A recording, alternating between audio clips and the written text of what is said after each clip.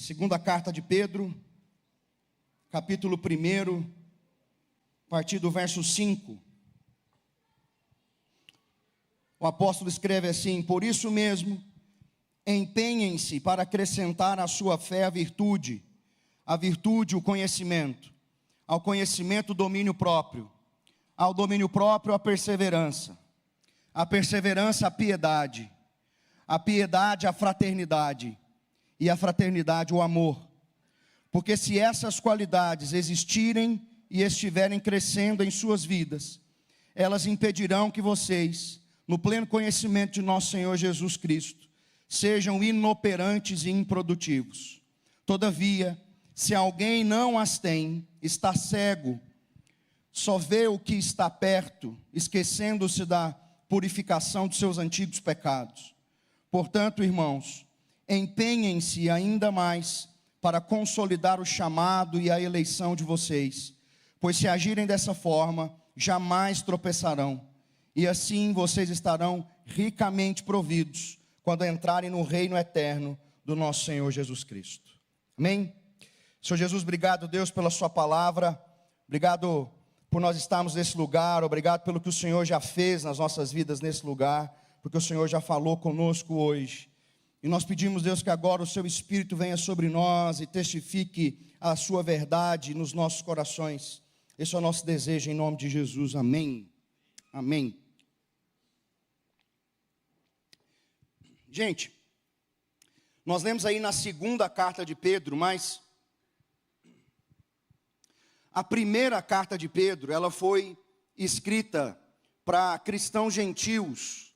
Esses cristãos, eles estavam sofrendo perseguição, eles moravam em províncias romanas, e eles haviam deixado sua vida de idolatria, sua vida de devassidão, e encontraram a misericórdia de Deus através de Jesus Cristo, e estavam vivendo o Evangelho, perseguindo a verdade do Evangelho. E Pedro escreve para esses cristãos a sua primeira carta.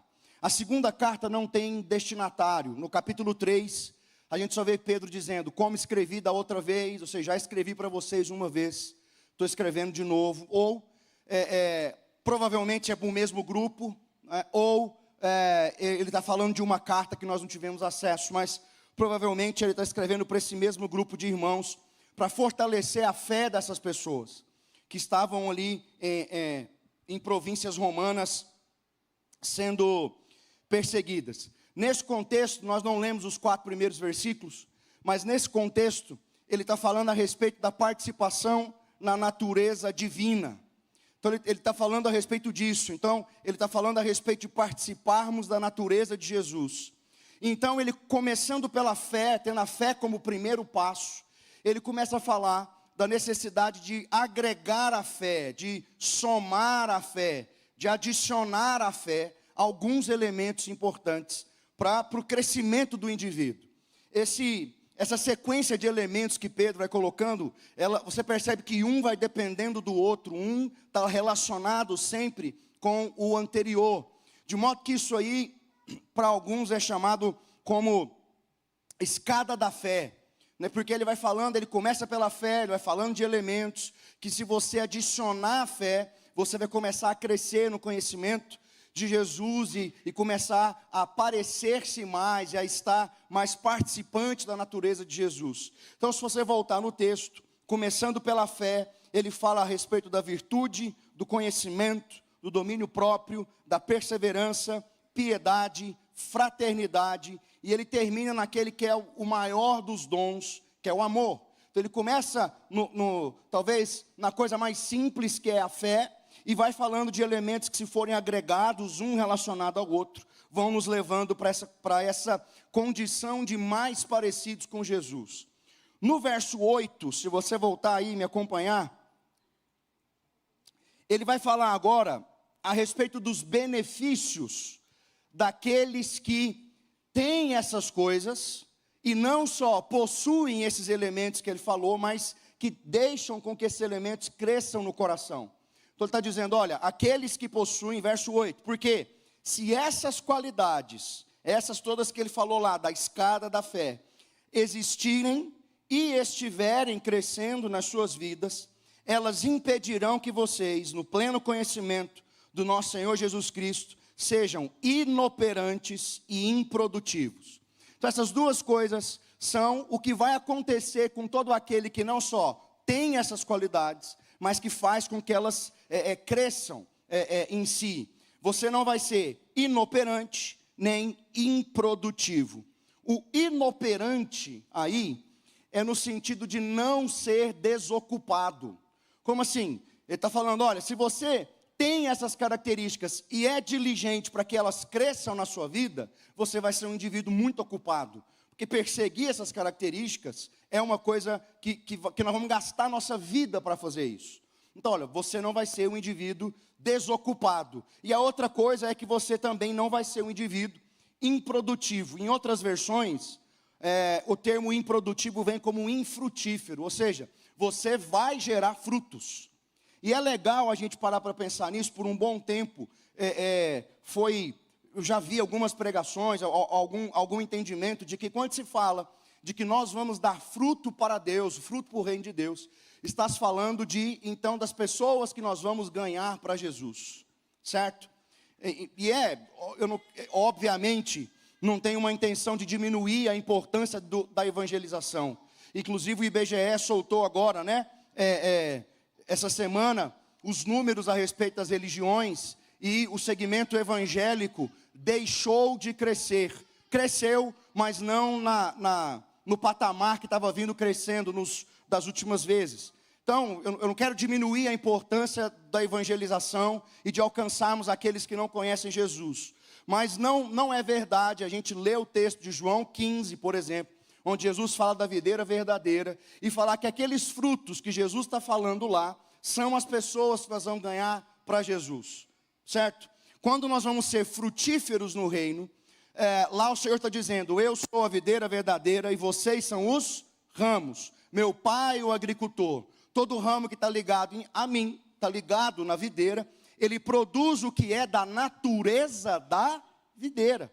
E qual é a natureza da videira? O caráter do próprio Cristo. Então o que é dar fruto? É expressar o caráter do próprio Cristo. É conseguir ser uma expressão do caráter de Cristo. Isso é verdadeiramente dar fruto. Pedro aqui está dizendo, olha, se vocês têm essas características, se vocês têm uma fé que foi associada à virtude, que foi associada ao conhecimento, que foi associada ao domínio próprio, vocês serão pessoas frutíferas. Gente que vai gerar esse tipo de fruto. Amém? No verso 9, se você for lá, agora ele vai fazer o contrário. Se no 8 ele falou do benefício de quem tem esses elementos, no 9 ele vai falar de quem é o indivíduo que não tem. Então, inclusive ele começa, todavia, se alguém não as tem, se alguém não tem essas características, está cego, só vê o que está perto, esquecendo-se da purificação dos seus antigos pecados. Se alguém não tem esses elementos crescendo em si, primeiro, eu quero ir para o final do verso, está se esquecendo da purificação dos antigos pecados, está se esquecendo do lamaçal que o Senhor nos tirou do pecado. Então, se esqueceu. Ele fala ainda, é cego e só está enxergando o que está perto. Essa palavra no original, cego, aí, é um indivíduo envolto por uma nuvem de fumaça, por exemplo, que o impede de enxergar longe e que dá a condição dele enxergar somente a si. Então o que Pedro está dizendo? Se essas características não estão em vocês e não crescem em vocês, é como se você tivesse envolto por uma nuvem que te impede de enxergar as coisas que estão distantes e você tem condição de olhar e enxergar a si mesmo, E isso vai te trazer problemas. Verso 10. No verso 10 agora, ele fala a respeito do esforço, do empenho que temos que ter para alcançar esses objetivos. Verso 10. Portanto, irmãos, empenhem-se ainda mais para consolidar o chamado e a eleição de vocês, pois se agirem dessa forma, jamais tropeçarão. E no 11, ele termina dizendo, nós terminamos o trecho que nós lemos, no 11 vai estar escrito, e assim vocês estarão ricamente providos, quando entrarem no reino eterno do nosso Senhor e Salvador Jesus Cristo. Quando nós entrarmos no reino eterno de Deus, nossas obras serão provadas, serão como testadas pelo fogo.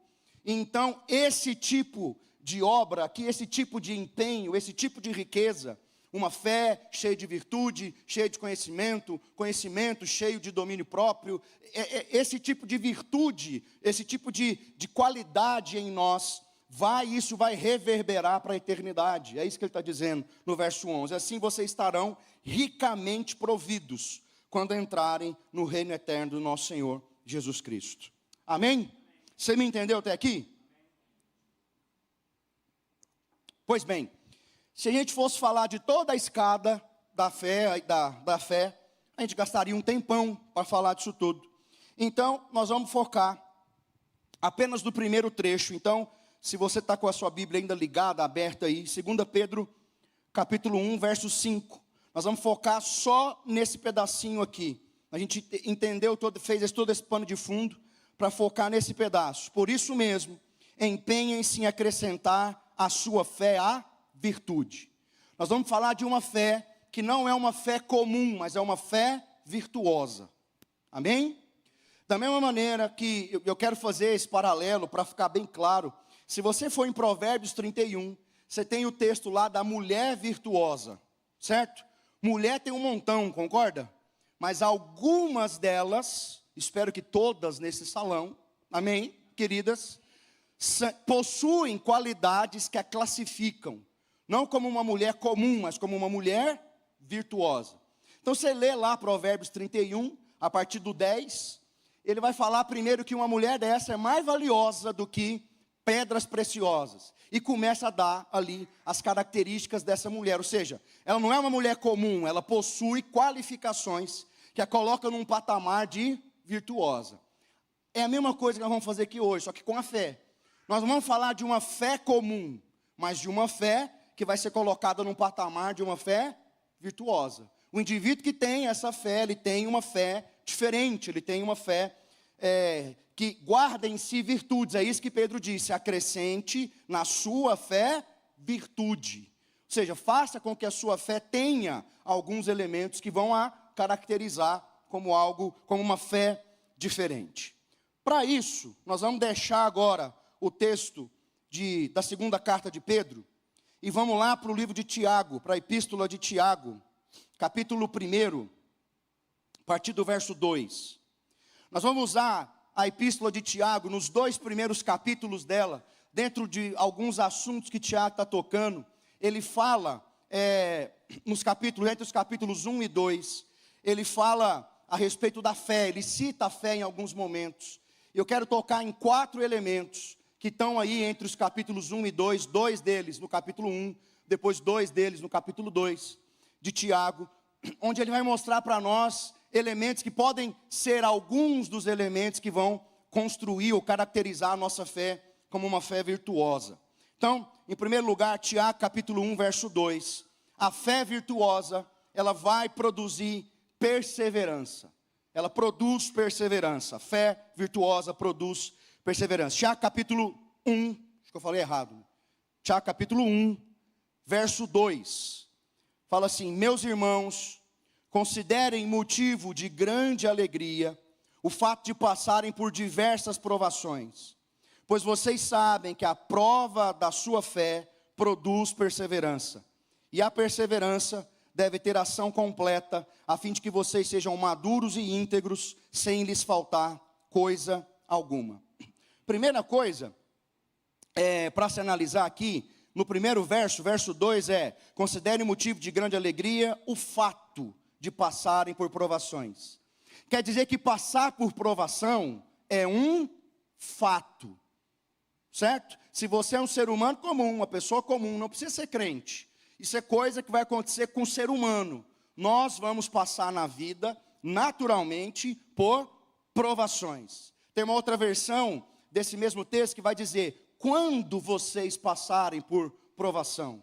Ou seja, ele está também dizendo que ela é um fato. Quando acontecer, quer dizer que em algum momento vai acontecer. O problema é que às vezes nós somos levados a pensar numa vida só de glória, de milagre, certo? e uma vida cheia, não, só vai ser tudo muito bem, vai dar tudo certo, correndo de problema, mas não tem jeito, quando vocês passarem por provações. Mas também a ideia não é de alguém que tem um gosto, sabe? Nossa, como que é bom uma vida arrebentada, quanto mais arrebentado, melhor. Ninguém é desse jeito. Também eu não estou falando de um desejo de ter problema na vida. Minha vida está muito boa, está precisando de um problema, né, para aguçar o negócio, para ficar bom. Não é disso, mas é de uma consciência de que quando nós estivermos passando por problemas na nossa vida, as provações que estão acontecendo, aquelas dificuldades que estão acontecendo, seja elas quais forem, ou com quem for, porque às vezes não está acontecendo contigo, mas alguém muito próximo, isso te afeta. Quando a provação começar a acontecer, a fé vai ser desenvolvida, essa consciência é importante. Quer dizer que quando essa tempestade passar, a fé em mim vai ser mais robusta, mais forte, eu vou ser outro indivíduo. E é muito capaz de você fazer esse julgamento aí agora, de você olhar para trás aí, né, na sua história, e lembrar de um momento difícil na sua vida. Talvez até hoje o mais difícil que você passou. Com certeza, se você fizer esse exame, você vai saber, olha, você vai provavelmente dizer o seguinte: olha, eu sou um outro indivíduo, uma outra pessoa, mais maduro, mais resoluto, mais resolvido, né? Depois que eu passei por tal tempestade, por tal tribulação, por tal angústia. Talvez você está passando hoje por algo tão grande na sua vida. Então, a fé virtuosa é uma fé que não sucumbe à dor, não sucumbe à tribulação. Ela resiste firme durante o período de tribulação. Amém? Se você for comigo para Isaías 53, 3.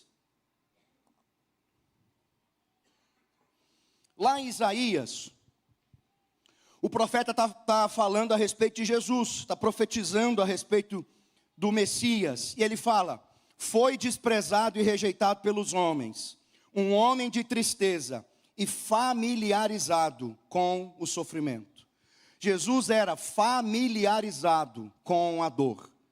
Isso quer dizer que o período máximo de dor de Jesus e de sofrimento, obviamente, foi na cruz. Mas aquele não foi o único período de dor de Jesus. Ele não estava ali na cruz olhando, gente, tive uma vida tão legal, aí agora estou aqui nessa situação. Não, a vida inteira de Jesus foi uma vida de dores. Porque ele foi um homem familiarizado com a dor. Então, toda dificuldade, dor, angústia que você tem, toda provação que você sofre, Jesus tem toda a condição de olhar para você e dizer: eu te entendo. Eu sei que você está sofrendo. Por quê? Porque ele era um indivíduo, ele foi um homem familiarizado com a dor, familiarizado com o sofrimento, que sabe o que é sofrer. Então nós temos um Deus que não simplesmente está olhando e pode nos abençoar, e sofreu o que nós sofremos. Ele sabe o que é essa dor que nós sofremos. E ele tem então total condição de ministrar sobre nós. Nós precisamos pensar muito a respeito do sofrimento, porque talvez nos períodos de provação é muito comum que a fé seja destruída. Isso não pode acontecer, e isso não acontece na vida de indivíduos que têm uma fé virtuosa. Se você for em Lucas 8, 13, Lucas 8, 13, é o texto onde Jesus está explicando da parábola do semeador. Tem 4 tipos de terrenos lá, e você sabe que esses terrenos são 4 tipos de corações.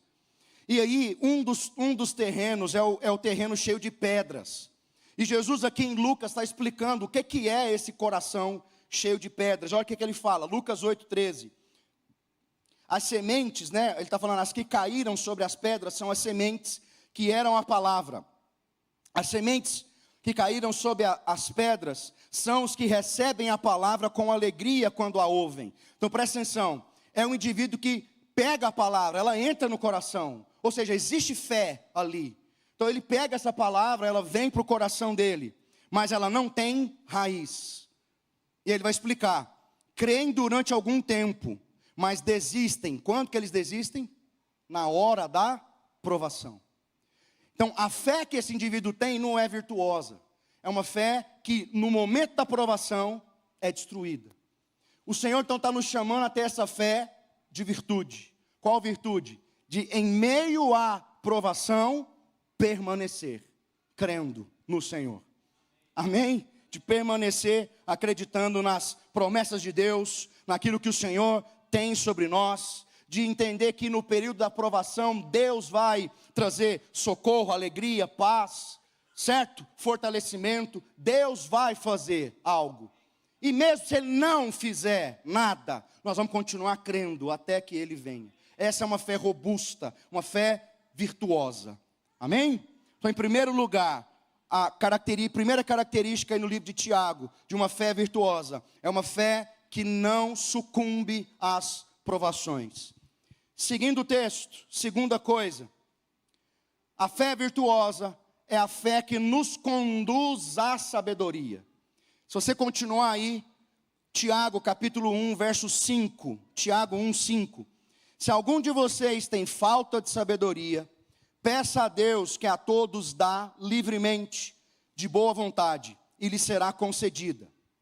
Peça, porém, com fé, sem duvidar, pois aquele que duvida é semelhante à onda do mar, levada e agitada pelo vento. Não pense tal homem que receberá coisa alguma do Senhor. É alguém que tem mente dividida e é instável em tudo o que faz. Quando nós lemos os evangelhos, nós temos vários momentos, não é só um, mas são vários momentos onde os fariseus, saduceus, doutores da lei, criam uma situação e o texto diz, isso foi feito por eles para testar Jesus, para colocar Jesus à prova. Todas as vezes que eles fazem isso, tenta pegar Jesus, um provável escorregão de Jesus, relacionado à lei, relacionado a algum costume, toda vez que eles fazem isso, Jesus sempre vem com uma resposta profundamente sábia, de modo que a sabedoria e a resposta era tão inesperada, que ela constrange os homens, ela constrangia os doutores da lei e aqueles homens. Então, a sabedoria de que nós estamos falando aqui, e da qual Tiago está falando aqui, está relacionada a essa capacidade, essa condição de fazer uma leitura do que está acontecendo ao nosso redor, a condição de fazer essa leitura e de tomar uma postura e uma decisão correta, certo? De olhar as coisas por perspectivas que não são comuns, que são diferentes.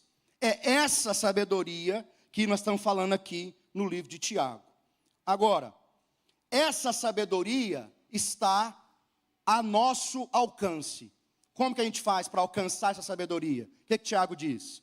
Se alguém tem falta de sabedoria, peça. Mas é para pedir de qualquer jeito? Pedir com fé. Então a fé que é virtuosa, ela vai nos conduzir a essa sabedoria. Nós temos a sabedoria do mundo, a sabedoria, ia dizer humana, mas não, a sabedoria, Paulo vai chamar ela de sabedoria dessa era. Tem um filósofo brasileiro, que ele diz que existe o ego pensado, o ego pensante. O ego pensante é a sabedoria produzida do indivíduo, pelo próprio indivíduo, para o indivíduo, né? E aí ele vai dizer que esses indivíduos não conseguem muita coisa na vida, que eles são ego pensantes, né? Ou seja, eles vão atuar, a sabedoria que eles vão tentar usar para resolver os problemas, é uma sabedoria que vem deles próprios, o ego pensante.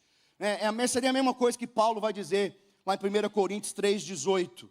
Se você for lá, 1 Coríntios capítulo 3, verso 18, Paulo escrevendo aos irmãos de Corinto, vai estar escrito: não se enganem, se algum de vocês pensa que é sábio segundo os padrões dessa era, deve se tornar louco para que se torne sábio, porque a sabedoria desse mundo é loucura aos olhos de Deus, pois está escrito, ele apanha os sábios na astúcia deles, e também o Senhor conhece o pensamento dos sábios, e sabe como são fúteis. Não existe sabedoria verdadeira, se não for uma sabedoria que vem do Senhor. Inclusive esse filósofo brasileiro fala, olha, nós não podemos viver uma vida ego-pensante, ou seja, que a sabedoria flui de nós, daquilo que nós conseguimos produzir. Nós precisamos viver uma vida cosmo-pensada. E aí ele vai dar uma viajada, falar que a sabedoria vem do cosmos, mas a sabedoria vem da onde? A verdadeira sabedoria? Do Senhor. Ela vem, era assim que Jesus vivia. Essa sabedoria está a nosso dispor. Em Tiago 3:17, Tiago mostra para nós que sabedoria é essa. Essa sabedoria que vem do alto, é sabedoria que nós podemos ter acesso por meio à fé. Olha isso. Mas a sabedoria que vem do alto é, antes de tudo, pura, depois pacífica, amável, compreensiva, cheia de misericórdia e de bons frutos, imparcial e sincera. Essa sabedoria é a sabedoria que vem do alto e que nós podemos ter total e completo acesso a ela, mas nós só vamos chegar lá se tivermos fé, somente pela fé. E é uma fé virtuosa que vai nos conduzir a esse lugar. É interessante pensar também no que Tiago fala do indivíduo que não vai conseguir acessar essa sabedoria. Tiago 1, no verso 6, ele fala: peça, porém, a sabedoria com fé, sem duvidar. Aí ele começa: pois aquele que duvida é semelhante à onda do mar, levada e agitada pelo vento. Não pense tal homem que receberá coisa alguma do Senhor. Coisa alguma. Não é só a sabedoria que ele não vai alcançar. Ele não vai alcançar coisa alguma. Verso 8. É alguém que tem mente dividida. E se você puder circular, marcar, grifar essa palavra aí, ó, é alguém que tem mente dividida e é instável em tudo o que faz. Por que eu pedi para você marcar aí? Porque nós estamos em uma era de indivíduos instáveis, completamente instáveis, que hoje quer, amanhã não sabe o que quer, depois não quer, aí quer de novo, aí se perde, não sabe o que quer, mas agora nem quer mais. Consegue entender? Essa instabilidade é uma característica da nossa geração. Isso é uma característica de quem tem mente dividida, de quem tem dúvida, de quem não expressa fé e de que não vai alcançar então sabedoria verdadeira. Amém? Não sobre nós. Amém? Não sobre mim, não sobre você. Nós vamos alcançar essa sabedoria, essa perspicácia, essa capacidade de enxergar uma situação e ver de uma ótica completamente diferente. Isso, querido, vem do Senhor. Amém? Isso vem do Senhor sobre nós. Se o Senhor não revelar sua palavra a nós, se o Senhor não abrir os nossos olhos, nós nunca veremos a vida como ela tem que ser vista e como ela tem que ser enxergada. Fé, a fé vai nos levar a esse lugar. Então, em segundo lugar, a fé virtuosa nos conduz à sabedoria. Agora no capítulo 2 de Tiago, em terceiro lugar, a fé virtuosa não permite a acepção de pessoas. Você foi em Tiago 2:1, vai estar escrito: meus irmãos, como crentes em nosso glorioso Senhor Jesus Cristo, não façam diferença entre pessoas, tratando-as com favoritismo. Quando ele fala, como crentes em nosso glorioso Senhor Jesus Cristo, tem outra versão que vai usar, como aqueles que têm fé em Jesus. Então ele está dizendo, se nós temos fé em Jesus, nós não podemos fazer acepção de pessoas, tratar as pessoas com diferença. E aí Tiago começa a usar, a partir do verso 2 aí do capítulo 2, um exemplo. Ele vai dar um exemplo, fala, olha, imagine que na congregação chega um homem muito rico. Vamos trazer para os nossos dias. Pensa um camarada chegar aqui de helicóptero, pousa ali, pousa. Aí desce, sai 3 seguranças acompanhando o cara, ele chega, ele entra, beleza? De um lado tem um homem muito rico. Do outro lado, Tiago está usando esse exemplo. Tem um irmão pobre, o irmão que vem de busão, certo? Para no terminal, desce, termina de chegar a pé. Beleza? Está entendendo o exemplo? Tiago está falando, se vocês tratarem de melhor maneira esse irmão do helicóptero e colocarem de lado o irmão que veio de busão, vocês estão pecando. Isso não é. Por quê? Porque a fé virtuosa agrega, produz unidade, produz um povo unido, um povo de um só coração. Então não tratem um de um jeito, o outro de outra maneira. Ou seja, a fé que é virtuosa, ela vai produzir esse tipo de agregação entre nós. Se você for no verso 4 aí, Tiago 2:4, ele vai fazer uma pergunta. Não estarão fazendo discriminação fazendo julgamentos com critérios errados. Em outra versão ele fala, com critérios mundanos. Então quer dizer que se nós olharmos para alguém e provocarmos entre nós uma divisão que seja cultural, social, racial, qualquer outro tipo de divisão, nós estamos errando, são critérios mundanos. Esse tem que ser um ambiente onde o povo de Deus se une, se agrega. A nossa fé é assim, amém? Agora tem uma coisa que é importante explicar aqui nesse negócio, de não fazer acepção de pessoas, porque o que nós vamos fazer se uma pessoa muito rica chegar aqui no nosso meio? Nós vamos dizer, queridão, seja bem-vindo, essa é a sua casa, sinta-se à vontade. Muito bom você estar aqui com a gente. Legal. O que nós vamos fazer se o irmão pobre, ou não muito rico, chegar entre nós? Né? Ou seja, pessoa na outra ponta. Vamos, queridão, muito bom você estar aqui com a gente.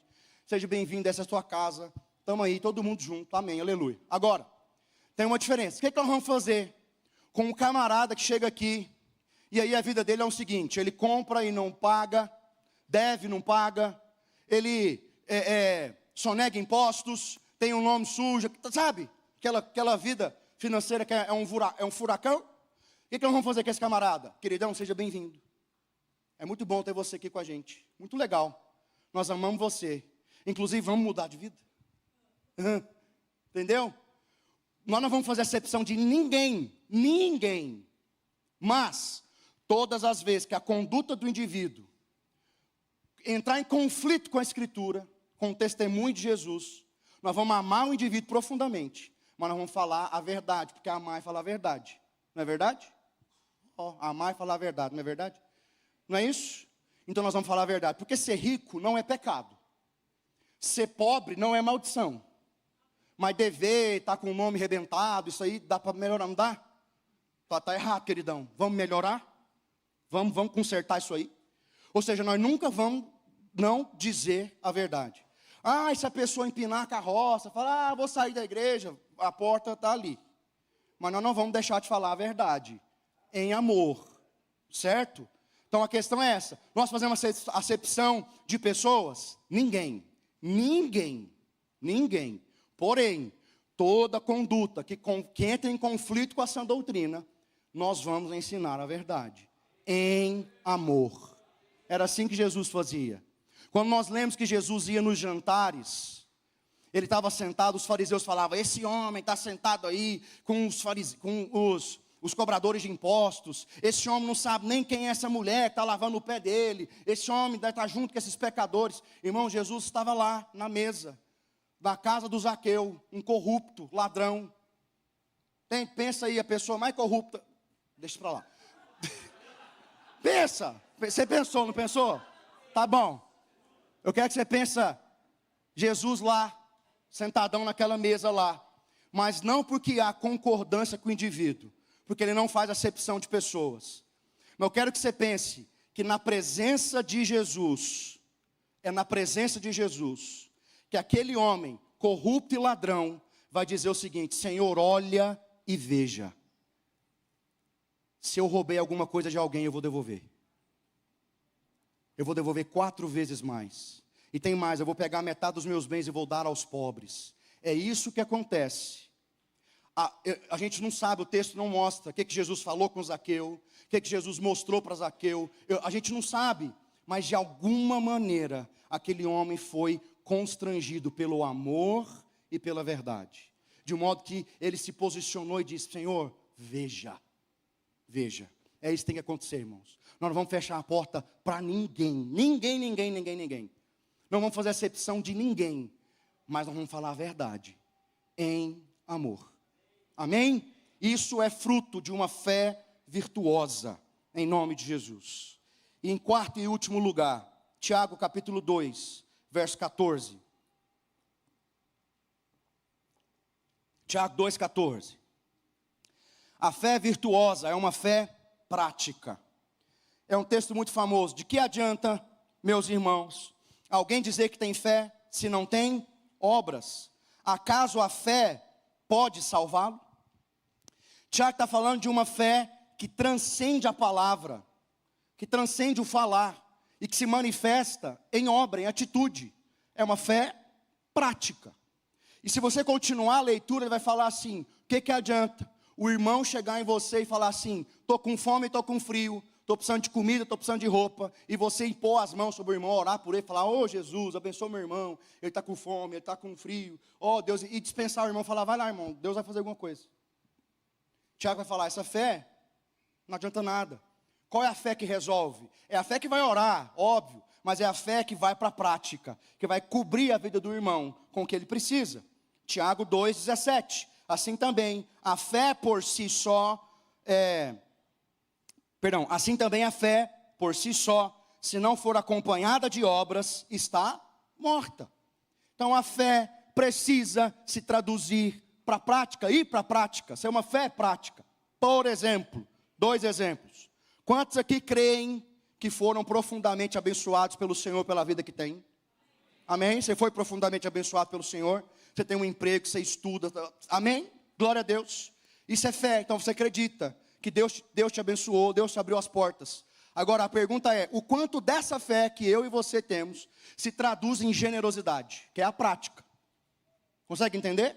Deus me abençoou tanto, Deus abriu uma porta, eu acredito que foi Deus que fez isso. Glória a Deus, eu também acredito. Deus também fez na minha vida. Agora a pergunta é: o quanto disso se traduz em obras de generosidade, que é atitude, que é uma obra. Outro exemplo: quantos acreditam, quantos entendem que nós somos o corpo de Cristo? Amém? Somos o corpo de Cristo. Você faz, amém gente? Somos, amém. Você faz parte desse corpo, beleza? Então, você acredita nisso, isso é fé. Agora, o quanto disso se traduz em serviço aos irmãos? É a prática. O quanto eu coloco em prática a fé que tenho, que sou corpo de Cristo. É o serviço que eu presto aos irmãos. Consegue entender? A fé que vai para a prática. Tiago a gente termina o capítulo 2, lá no verso 26, lendo o seguinte: assim como o corpo sem espírito está morto, também a fé sem obras está morta. Ou seja, as obras são o espírito da fé. Se eu tenho uma fé que não se traduz em prática, que não vem para a prática, eu tenho uma fé morta. Uma fé que não tem espírito, que não vem para a prática, é uma fé morta. Você conseguiu me entender? 4 elementos. Você pode ficar de pé, por favor? 4 elementos. Eu creio que o Senhor já nos visitou nesse lugar, amém? Ele já nos visitou. E agora eu queria que você começasse a orar. E que você pensasse: Senhor, nós falamos da necessidade de uma fé virtuosa, de uma fé que guarda virtudes, que tem virtudes. Eu queria que você olhasse para a tua vida, fizesse esse exame aí em você, assim como eu vou fazer. É importante. Primeira coisa: a tua fé persevera? Ou ela sucumbe no dia da tribulação? Quando vem a tribulação, como nós nos comportamos? O que falamos? O que pensamos? Agimos em fé ou praguejamos no dia da tribulação? Uma fé virtuosa permanece. Amém? Em segundo lugar, nós precisamos ser um povo com sabedoria, que vai enxergar as coisas de uma ótica diferente, que vai ter respostas sábias para situações. Era assim que Jesus fazia. Era assim que Cristo era. Sabedoria diante das coisas que acontecem ao nosso redor. Uma fé que não faz acepção de pessoas, mas uma fé que agrega. Irmão, nós precisamos aprender isso. É o amor que é o vínculo da paz, o vínculo da perfeição. Nós nunca vamos concordar uns com os outros, irmãos. Nunca. Isso nunca vai dar certo. Lembra daquele negócio que falava assim: nós temos que ser tão unidos, nós vamos virar um purê de batata. Lembra desse negócio? Foi falar um tempo, besteira, isso é besteira. Porque um é batata inglesa, o outro é batata baroa, o outro nem é batata. Aí você vai amassar esse trem, vai virar o que esse negócio? Nós somos diferentes, gente, mas nós estamos juntos, como um corpo. Amém? Nós não vamos fazer nunca acepção de pessoas. Nós vamos sempre estar aqui, a nossa fé agrega, une.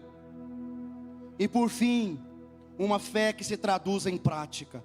Então que você levante sua mão agora e comece a dizer: Senhor, sobre mim, uma fé virtuosa. Eu não sei o que mais você precisa. Eu não sei se você está enfraquecido em sua fé. Mas seja hoje fortalecido em fé, fortalecido em esperança. Seja fortalecido, diga: Senhor, eu quero ser fortalecido em fé.